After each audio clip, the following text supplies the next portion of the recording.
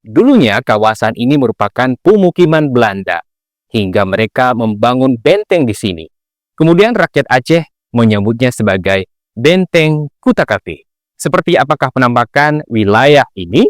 Mari kita lihat bersama dan ikuti penelusurannya.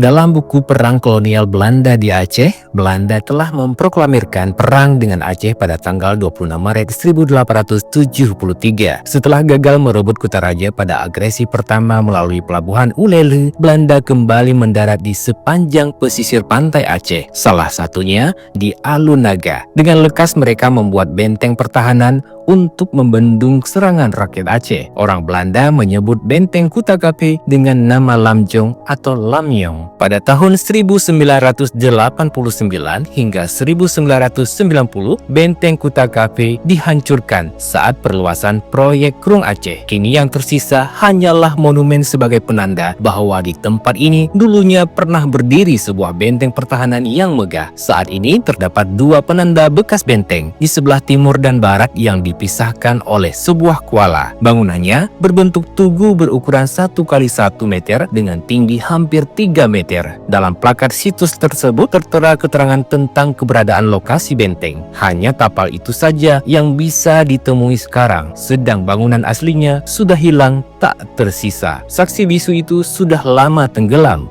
bersama ratusan ribu senja di Alunaga.